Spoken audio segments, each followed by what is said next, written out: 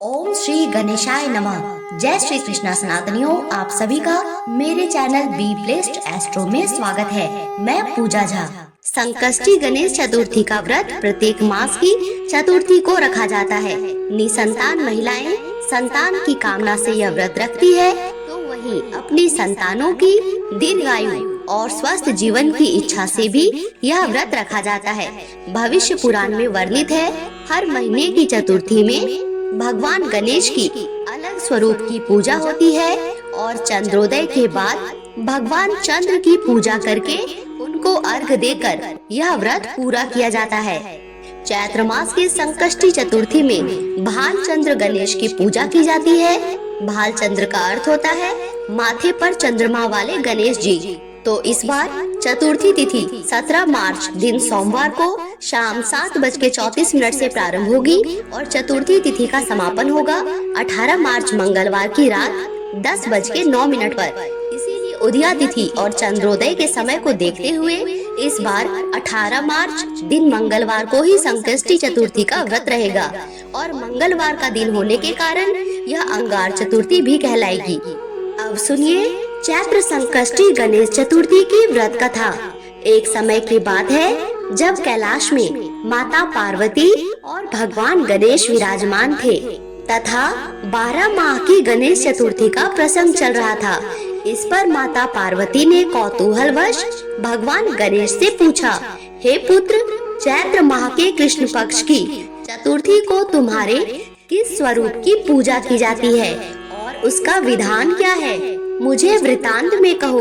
माता पार्वती की जिज्ञासा को शांत करते हुए भगवान गणेश ने कहा, हे माता, चैत्र माह की कृष्ण पक्ष को आने वाली चतुर्थी को मेरे भालचंद्र स्वरूप की पूजा की जाती है। इस दिन पूरे दिन व्रत रखकर रात्रि में षोडशोपचार से मेरा पूजन करना चाहिए। इस दिन व्रती को पंचगव्य पान करके रहना चाहिए। यह पूर्ण रूप से सभी संकटों का नाश करता है। इस व्रत के स्मरण मात्र से मनुष्य को सभी सिद्धियों की प्राप्ति सहज रूप से हो जाती है। हे माता, अब मैं आपको इस व्रत से जुड़ी एक कथा के विषय में बताता हूँ, अतः आप इसे ध्यान पूर्वक सुनिए। सतयुग में मकरध्वज नामक एक राजा रहते थे। वे परम प्रजापालक थे। उनके राज्य में सभी लोग सुखी और समृद्ध जीवन व्यतीत कर रहे थे। सभी वर्ग के लोग अपने धर्म का पूर्ण निष्ठा से पालन करते थे। प्रजा निरोगी और स्वस्थ जीवन व्यतीत करती थी। प्रजा में चोर, डाकू आदि किसी का भय नहीं था। नगर में रहने वाले सभी लोग उदार, दानी, धार्मिक, बुद्धिमान और सुव्यवस्थित तरीके से रहते थे। इतना सुंदर राज्य होने के पश्चात राजा पुत्र सुख से वंचित था। पुत्र रत्न की प्राप्ति हेतु उन्होंने कई यत्न किए। अंततः महर्षि याज्ञवल्क्य की कृपा से उन्हें पुत्र धन की प्राप्ति हुई। पुत्र रत्न की प्राप्ति होने पर राजा की खुशी का कोई ठिकाना नहीं था। अब वे अपने राज्य का संपूर्ण कार्यभार अपने मंत्री धर्मपाल को सौंपकर विविध प्रकार के खेल खिलौने से अपने राजकुमार का पालन पोषण करने लगे। यहाँ राज्य का शासन अपने हाथों में आ जाने से मंत्री धर्मपाल धन धान्य से संपन्न हो गए। मंत्री महोदय को एक से बढ़कर एक पुत्रों की प्राप्ति हुई। सभी पुत्रों का विधि विधान से पूरे हर्षोल्लास के साथ विवाह संपन्न किया गया। अब सभी मातृ पुत्र धन का उपयोग बड़े जतन से करने लगे। परिवार के सभी सदस्यों में सबसे छोटे पुत्र की पुत्रवधू बहुत धर्म परायण थी। वो भगवान गणेश की परम भक्त थी। चैत्र माह के कृष्ण पक्ष की चतुर्थी आने पर उसने भगवान गणेश की पूर्ण श्रद्धा से आराधना और पूजा की और उनका व्रत अनुष्ठान भी किया। पूजन और व्रत से विचलित हो सास अपनी पुत्र वधू से कहने लगी, क्या तंत्र मंत्र द्वारा मेरे पुत्र को अपने वश में करने का उपाय कर रही हो? अपनी सास द्वारा बारंबार निषेध किए जाने पर भी अपनी पुत्र वधू में कोई बदलाव आता ना देख सास पुनः बोली, अरे दुष्टा, मेरे बार बार कहने पर भी तुम मेरी बात को अनदेखा कर रही है। मैं तुझे पीट पीट कर ठीक कर दूंगी। मुझे यह सब तांत्रिक तंत्र मंत्र पसंद नहीं है। अपनी सास की बात सुन। पुत्र वधू ने विनम्रता से कहा, हे सासू माँ, मैं संकट नाशक भगवान गणेश का व्रत कर रही हूँ। यह व्रत अनुष्ठान करने से मनोवांछित फल की प्राप्ति होती है। अपनी पुत्र वधू की बात सुनकर क्रोधवश में सासू माँ ने अपने पुत्र से कहा, हे पुत्र, तुम्हारी पत्नी जादू टोने करने पर उतारू हो गई है। मेरे बार बार समझाने पर भी उसने मेरी एक ना सुनी। अब तुम ही इसे मारकर उसकी अकल को ठिकाने में लाओ। मैं तो किसी गणेश जी को नहीं जानती। वे कौन हैं? उनका व्रत कैसे होता है? हम लोग तो राजकुल से हैं। हमारी भला किस विपत्ति को वो नष्ट करेंगे? माता की आज्ञा को मानते हुए उसके पति ने उसे बहुत मारा और पीटा। इतनी पीड़ा को सहन करते हुए भी उस पुत्र वधू ने व्रत को पूर्ण किया। व्रत के अंत में वो भगवान गणेश जी का स्मरण करने लगी और प्रार्थना करके कहने लगी, हे विघ्नेश्वर, हे गणपति, आप हमारे सास ससुर को अपना परचम दिखलाइए ताकि वो आपकी महिमा को समझ पाए और उनके मन में भी आपके प्रति श्रद्धा भाव जागृत हो। अपने भक्त की करुण पुकार सुनकर भगवान गणेश जी ने देखते ही देखते राजा के पुत्र का अपहरण कर उसे धर्मपाल के महल में कहीं छुपा दिया। उसके बाद राजकुमार के सभी वस्त्र अलंकारों को उतारकर राजमहल में फेंक दिए और खुद अंतर ध्यान हो गए। इधर राजा ने प्रेम पूर्वक अपने पुत्र को पुकारा, किंतु उन्हें कोई प्रत्युत्तर नहीं मिला। प्रत्युत्तर ना मिलने पर उन्होंने शीघ्रता से पुत्र की खोज करनी शुरू कर दी। राजा को अपने महल में पुत्र की पुष्टि ना होने पर वो शीघ्रता से मंत्री धर्मपाल के महल में गए और वहां जाकर अपने पुत्र को खोजने लगे। उन्होंने सबसे पूछा, मेरा पुत्र कहाँ है? यहाँ उसके सभी वस्त्र और आभूषण मिले हैं, किंतु मेरा राजकुमार कहाँ चला गया? किसने ऐसा निंदनीय कार्य किया है? मेरा राजकुमार कहाँ है? राजा की व्याकुलता धीरे धीरे अब बढ़ने लगी। राजा की दशा को देख मंत्री धर्मपाल ने कहा, हे राजन, आपका चंचल पुत्र कहाँ है? उसका मुझे कोई पता नहीं, किंतु मैं अभी पूरे राज्य में बाग बगीचे आदि स्थानों पर उसकी खोज आरंभ करता हूँ। उसके बाद व्याकुल राजा नौकरों सेवकों आदि से कहने लगे, हे अंगरक्षकों, सेवकों, मेरे पुत्र का शीघ्र पता लगाइए। राजा का आदेश मिलने मात्र से राजा के पुत्र की खोज जोरों शोरों से शुरू हो गई, किंतु राजा के पुत्र का कोई पता ही नहीं चला। जब राजा के पुत्र का कहीं भी पता ना चला, तब वो राजमहल में आके राजा के समक्ष डरते डरते यह निवेदन करने लगे, हे राजन, हमें क्षमा करें, अभी तक अपहरणकारियों का कोई पता नहीं चला है। राजकुमार को पूरे नगर में किसी ने आते जाते नहीं देखा है। उनकी बातें सुनकर क्रोधवश होकर राजा ने अपने मंत्री को बुलाया और कहा, हे धर्मपाल, मेरा राजकुमार कहाँ है? मुझे साफ साफ बता दे, क्योंकि उसके सभी वस्त्र आभूषण मुझे दिखाई दे रहे हैं, केवल वही नहीं है। अरे नीच, मुझे बता कि मेरा राजकुमार कहाँ है, अन्यथा मैं तुझे और तेरे पूरे कुल का नाश कर दूंगा, इसमें जरा भी संदेह मत रखना। राजा द्वारा इस प्रकार कहने से मंत्री विचलित हो गए। मंत्री धर्मपाल ने राजा के समक्ष नतमस्तक होकर कहा, हे भूपाल, मेरा विश्वास कीजिए, मैं अभी पता लगाता हूँ। इस नगर में बालक अपहरणकर्ताओं का कोई गिरोह भी नहीं है, ना ही कोई डाकू आदि यहाँ वास करते हैं, किंतु पता नहीं किस नराधमी ने ऐसा नीच कर्म किया है और ना जाने कहाँ गायब हो गया। धर्मपाल अब अपने महल में आके अपनी पत्नी और पुत्रों से पूछने लगा। उसने अपने सभी पुत्र वधुओं को बुलाकर पूछा कि यह नीच कर्म किसने किया है। यदि राजकुमार का पता नहीं चला तो राजा मुझे और मेरे पूरे वंश का विनाश कर देंगे।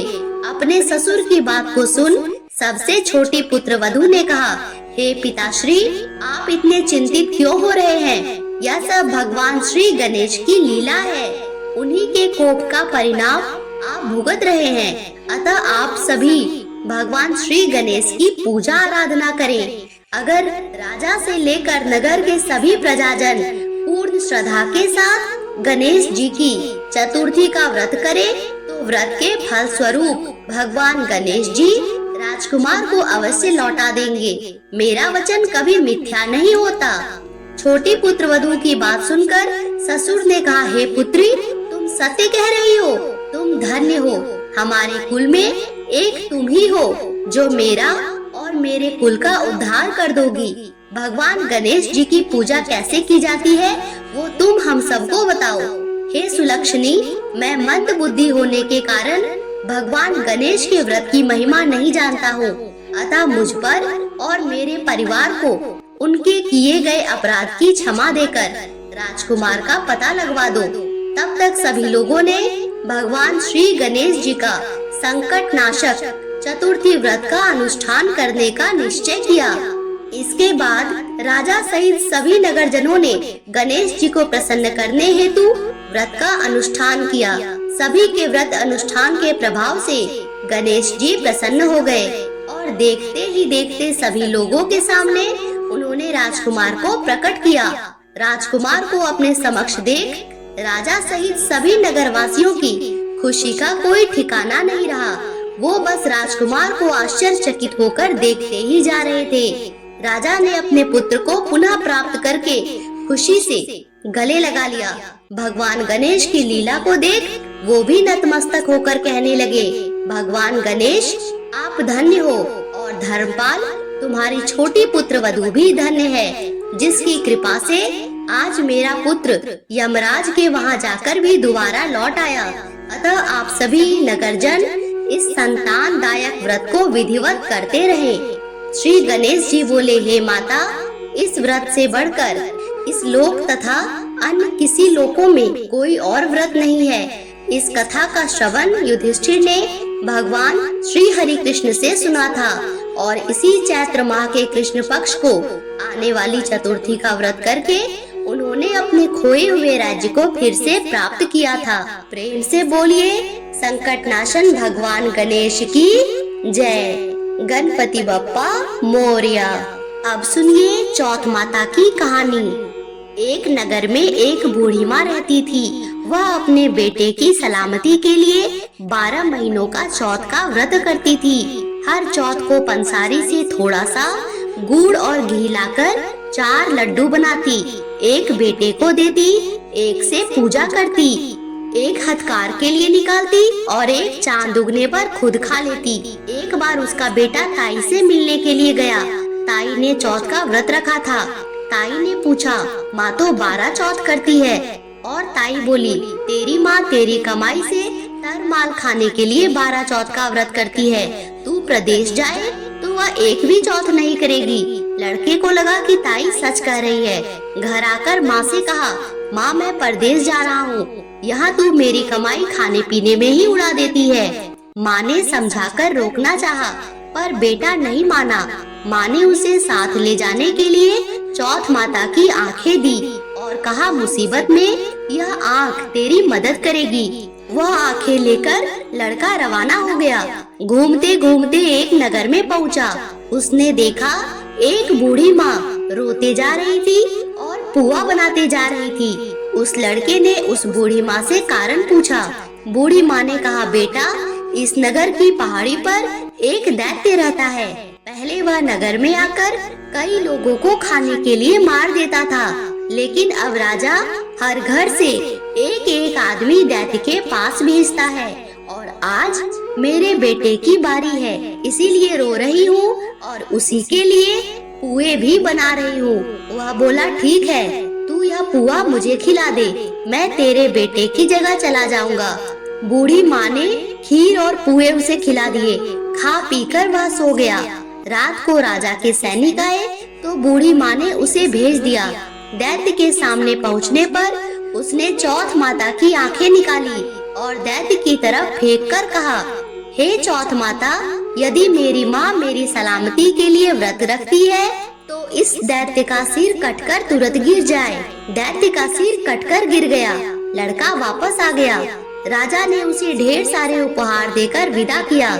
चलते चलते वह एक दूसरे राज्य में पहुंचा। इस राज्य में आवा तभी पकता था जब एक इंसान की बलि दी जाती थी। सिपाहियों ने उसे पकड़कर आवे में चून दिया। लड़के ने आंखें आवे में डाला और कहा, हे चौथ माता, यदि मेरी माँ मेरे लिए व्रत करती है तो आवा मेरी बलि लिए बिना ही झट से पक जाए। तो आवा तुरंत ही पक गया। आवे में से मिट्टी की जगह सोने चांदी के बर्तन निकले। अंदर से लड़का बोला, बर्तन धीरे धीरे निकालना, मुझे लग ना जाए। राजा ने उसे निकलवाया और पूछा, तुम इस आवे से कैसे बच गए? लड़के ने बताया कि उसकी माँ चौथ माता का व्रत करती है, व्रत के कारण ही वह बच पाया। राजा को विश्वास नहीं हुआ। उसने एक चांदी की सुराही मंगवाई और कहा कि सुराही की नली से निकलकर दिखाओ, तभी मुझे विश्वास होगा। लड़के ने चौथ माता को याद करके आंखें सुराही में डाली और कहा, मैं भंवरा बन जाऊं और सुराही से निकलूं।